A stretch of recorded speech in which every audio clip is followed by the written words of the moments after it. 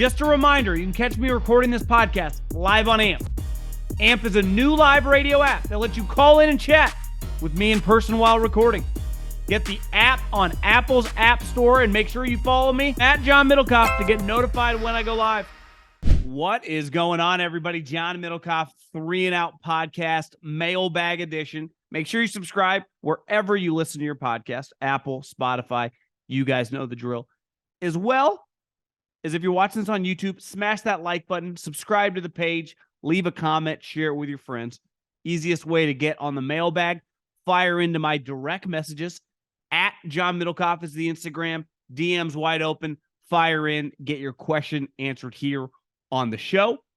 Before we dive in to the bag, here's what we got going on. Do you want to go to a game this summer? I'm thinking about going to an Arizona Diamondbacks baseball game. They happen to be one of the best teams in the league. I didn't even realize it until I checked the standings the other day. I'm going to go probably the next couple weeks. And the way I'm going to do it is I'm going to go to my smartphone. Well, I've already done it, but here's what I need you to do. Grab your smartphone, go to the App Store, download the Gametime app, fastest growing ticketing app in America, and the official ticketing app of this podcast, 3 and Out. When you sign up for a pair of tickets, had a buddy in the NFL. He hit me yesterday. He's like, I'm going to the Astros game. What do? Promo code John, John, $20 off any pair of tickets. Obviously, games, football this fall, concerts. I'm going to Morgan Wallen in a month. Boom, $20 off. Comedy show, boom, $20 off. Promo code John, use it. Be there, be square. I don't really think that fits here, but use the promo code. Greatly appreciate everyone that has.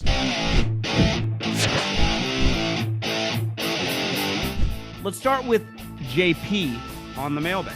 Hey, John, started listening to your podcast thanks to Coward. And so far, you're my go-to for NFL news and opinions. I like this guy. Do you think the Patriots with Hopkins will be in the discussion for winning the AFC East or going for playoff considering their top 10 defense and Billy O is now their offensive coordinator? Well, it definitely wouldn't hurt. You add Juju Smith and Hopkins. I think they signed Gesicki, right?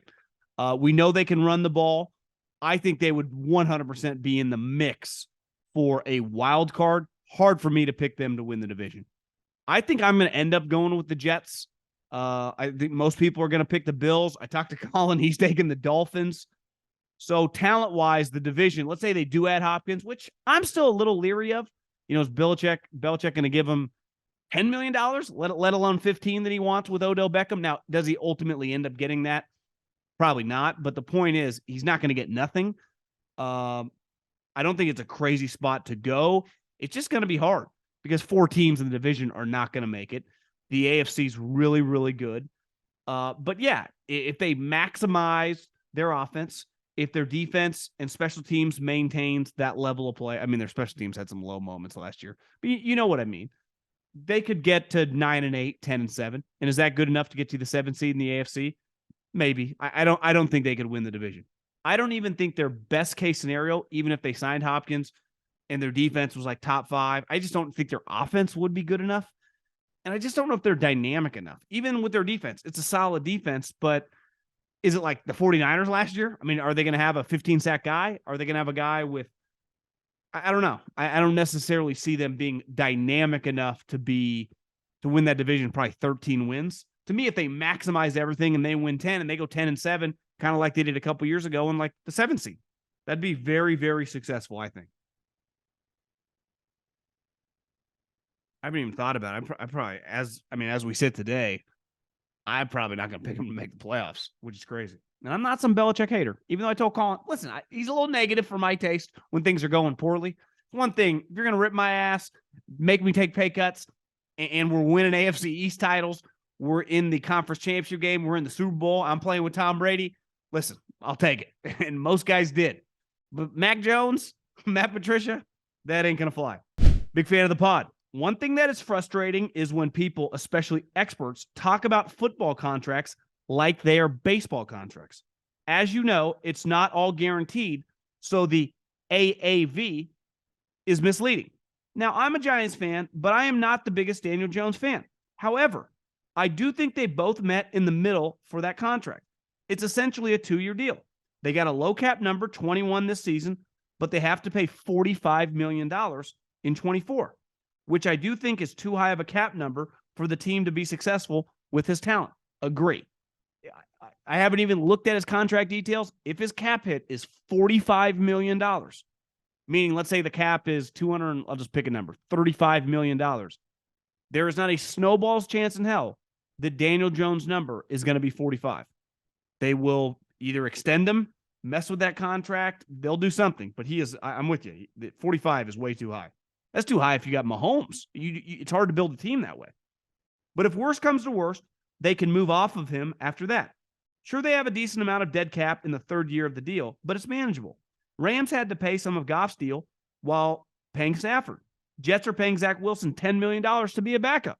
So are the Niners. Believe me, I would love to have a better quarterback, but the narrative the Giants are stuck with Jones for 4 years and give him $160 million is just not true. I think a lot of people, and this gets back to the screaming at each other on television. I do think the easiest content is just to hoot and holler why a deal's bad and then just scream the guy's overpaid. Or vice versa. A lot of players do the guy's underpaid. And they're like, he's getting screwed. Where most of the time it's somewhere in the middle. Like my take earlier this week on Saquon Barkley. Has Saquon Barkley in a position to act like he's been getting screwed? 100% no. Is he a human being and wants a contract extension? For sure. But if any person on television goes, it's his time to get paid. Well, he's already been paid. It's his time to make generational money. He's already made generational money. If it's his time to get a contract extension, okay. But what's the proper number? Is he an $11 million player a year? Probably not. They're willing to pay him 10, but do they want to commit to 3 years after this season? One thing that's easier with a quarterback is if Daniel Jones just plays like he did last year, you can just function with it. If you pay a running back, let's say they gave Saquon Barkley 4 years, $40 million, and guaranteed 30. Well, if he got hurt again, or is not the same player, you are screwed. You saw it with Todd Gurley. You saw it with Zeke. Even to a lesser extent, you saw it with Dalvin Cook. Dalvin Cook, really productive player. Not quite what he was a couple years ago, but he can score 10 touchdowns for you. He can catch the ball. But you'd like to pay him $7 million, not 14. So the Vikings just cut him. And it makes it, pretty complicated when it comes to these players. With quarterbacks, it doesn't. Because Daniel Jones is just a top 15 starting quarterback, and I'm paying him basically $80 million over a couple-year period. Is it a little more than I'd like to pay? For sure, but can my team easily make the playoffs? 100%. I think that's the way they look at it. Now, I think we could argue with how they went about it. Like if Daniel Jones had hit the market, if they had flipped it, if they had franchised Daniel Jones and let Saquon hit the market, is someone paying Saquon Barkley like a 3 or 4 year contract? I have a hard time seeing that. Now, if Daniel Jones hit the open market, is anyone giving him $80 million over 2 years? Potentially, just because he's a quarterback and teams are desperate. Hell, the Raiders. Who knows? Maybe the Raiders have been like, fuck it. Hey, John, not messaging you from my wife's account this time. I'm here to save you some boredom in this slow time. What is your opinion on the Pac-12 imploding and CU looking like they're going to the Big 12? And do you think Arizona University will follow? The Pac-12 just seems to have poorly managed for too long, and it might finally bite them in the ass. Some schools may have to swallow their pride and rub elbows with the truck stop universities. Well, I mean, I got my start in football at one of those quote-unquote truck stop universities, right? Assuming that you're talking about the Boise's, the Fresnos, the San Diego States. The Pac-12 always looked down upon them. And now you get a position where USC and UCLA looks down upon you. This all stems back to, it's not all his fault, because in the Big Ten and the SEC, they care about sports more as a whole, as a conference. I'm not saying that Oregon doesn't care about sports. I'm not saying that USC football doesn't care about football. I'm not saying that UCLA basketball doesn't care about basketball, or Arizona cares about basketball. But as a whole, as the conference, it's not even close. And when they named Larry Scott, a former Harvard tennis player, the commissioner of the league, and he took the tactic, it'd be one thing. Listen, if you named Roger Federer the commissioner of your league and he was a diehard football guy, who cares that he played tennis? If he's all in on football, that's all that matters. Larry Scott was obsessed with the Olympic sports, which, who knows? If my children one day have a much better chance of playing one of the Olympic sports, and probably not even that because they're not going to be that fast, than they ever do playing at USC or Oregon, playing guard or linebacker.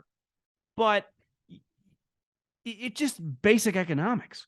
To not put all your chips in the middle of the table on football, you're just a complete idiot. Like, I think you're a fucking moron. You're stealing. And Larry Scott literally was making millions of dollars, and the conference kept getting passed, lapped in terms of the other conferences. And it set them back too far. And now it's over. Once you lose USC and UCLA, I think their survival as a conference, even if somehow they're able to band-aid together, I didn't realize till the other day that the Big 12 is already in bed and in business now with, is it BYU, Central Florida, Cincinnati, and Houston? So they have 14 teams. So would they add to get to 16? Do they try to get to 20 and just try to be an enormous conference? Add Arizona, Arizona State, Colorado, and Utah? That'd probably be my move. Because I don't see the Pac-12. If I'm Oregon and Washington, I would rather just try to get on the gravy train with the Big Ten. And I actually think it makes sense for the Big Ten to add those two schools than ever try to do some combination of San Diego State, Fresno State, Boise State. More money there. I view myself as their equal if I'm Oregon or Washington. Listen, I'm in Scottsdale right now. I wish Arizona State was good at stuff beside golf and baseball, but they're just not going to be. Their football team is just never going to be good. It's just not the case. And when I say Colorado and Utah, Colorado feels like a Big 12 team. Utah would seamlessly transition into there. I think we'll know by the end of the month, but I think the Pac-12 is in major trouble. And I'm sad. I mean, I'm born and raised in Northern California, going to Memorial Stadium for Cal, but I can't feel bad for Cal. Their university doesn't give a shit about football. Doesn't care at all. Stanford, who I think in theory cares, and they had a stretch there with Harbaugh and Shaw where they were consistently a top 5, top 10 team. They were getting like 5,000 people to show up. When Oregon or Washington is that good, hell, even when they're not, people show up.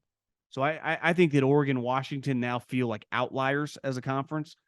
And I don't have any inside information, but I would imagine Phil Knight's been brokering some backyard deals, right, to try to get them in the conference to go with USC and UCLA, because it's a sad day, man. But this is kind of the nature of the beast. And you got to give Big Ten and the SEC a lot of credit. They were forward thinking. The SEC stole Texas and Oklahoma, and the Big Ten steals USC and UCLA. Think how big those brands are. I don't care where you live. Texas, Oklahoma, USC, UCLA. Some years they suck, right? Some years they're not a powerhouse in basketball or football, but every single person, those brands are so big. And both the two conferences, the Big 12 and the Pac-12, USC football doesn't win the conference every year. UCLA basketball went through a stretch where they weren't that good. Kansas dominates basketball in the Big 12, right? Texas football hasn't been good in a while. It doesn't matter. Those are the two schools that you would want out of both conferences, and they got them. And it's sad. But if I'm Oregon, I'm trying to, with Washington, if I had to, if the Big Ten wanted Stanford, I'd take them too. I'd screw Washington, my rival. But sad days, man. Sad, sad days. I'm sure you've gotten different iterations of this question, but I was curious. Colin's a big believer in having an offensive coach in today's league to take the next step. Chiefs, Rams, Bengals, which I completely agree with. It's largely why I believe the Bills haven't been able to make leaps despite having Josh Allen. Just an overall lack of focus on the offensive side of the ball. I'm curious if you think the pendulum ever swings back to a more defensive mindset to win championships, or if you think today's offensive-sided rules, it's no longer a possibility.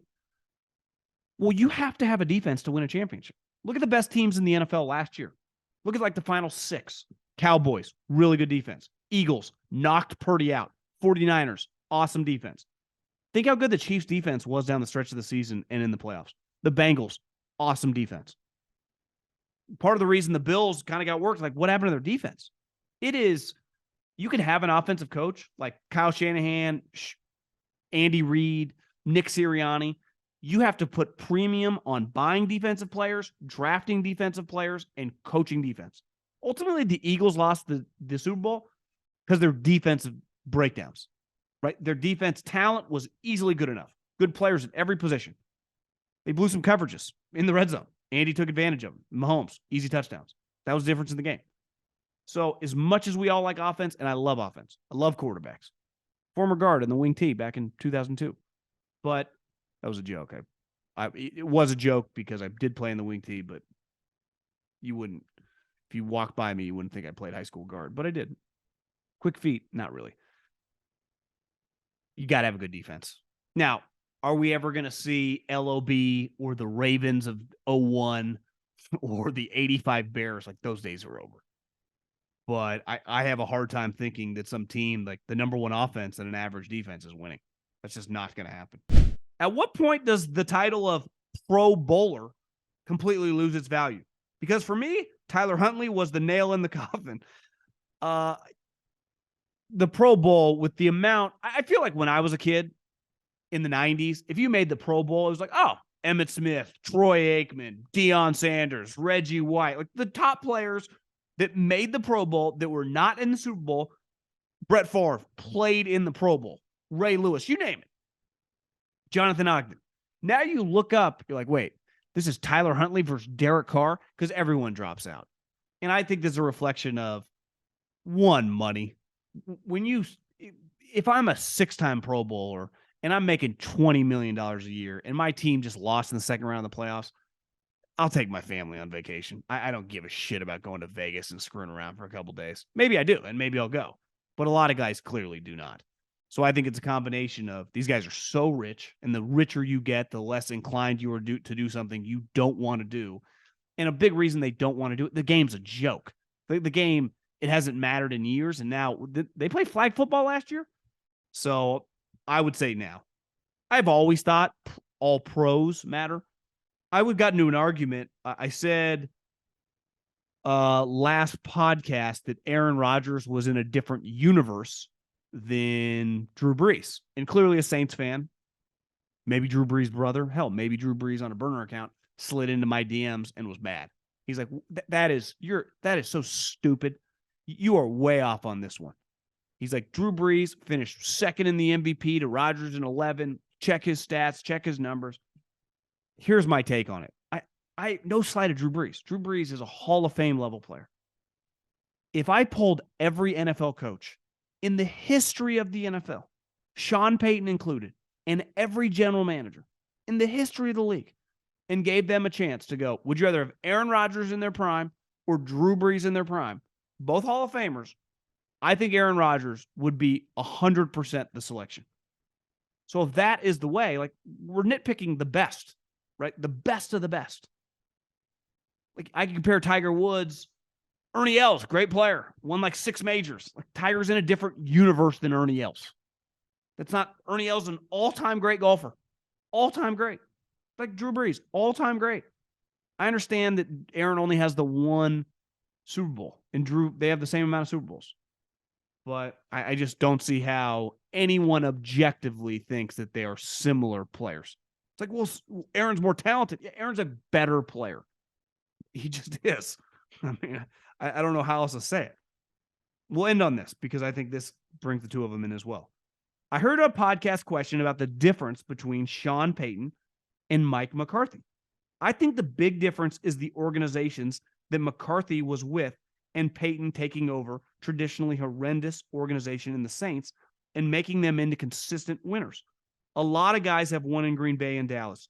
Nobody but Payton has won in New Orleans. I think that's a great point. So that would also probably, Aaron Rodgers, especially if he wins this year with Robert Saleh and the Jets, dude could win with anybody. Sean Payton, if he were to win this year with a washed Russell Wilson and Denver's all of a sudden a 9 or 10 win team, I think there's something to that. McCarthy gets fired. They bring in LaFleur. What has LaFleur done? 1. Last year was a devastating year. What was their record? 9-8? So I think Aaron Rodgers, I think everyone would choose Aaron Rodgers over Drew Brees, just like everyone would choose Sean Payton over McCarthy. I do think there might be some people that would choose McCarthy if you were talking to GMs over Payton, just because Payton probably bigger ego, more juice, would want. be more difficult to like talk off the things he wanted to do. Like, Sean, we need a right tackle. Are we sure we want to give $50 million to McGlinchey? Can we get him to accept $32 million, not 50? Do we have to give him $50 million? I get you want a right tackle, but is this good business? Even Coward, Coward loves that McGlinchey signing. I just have one. And McGlinchey's a 5-year starter for the 49ers, who 3 of those years were in the NFC Championship game. So McGlinchey's a real NFL player. Just, got some physical limitations that speed off the edge, get your quarterback sacked basically once a game. But Russell can move, in theory. Maybe. We'll see if that comes back. Okay, I think that'll do it. My guy Holst on the audio, James on the video. Got to give a shout out to people behind the scenes because they make this thing go. And we'll do no mailbag this weekend because we got golf on. You guys are probably at the pool with the fam. Enjoy yourself. Enjoy your life. It's the middle of summer. And yeah, we'll end on that. Peace.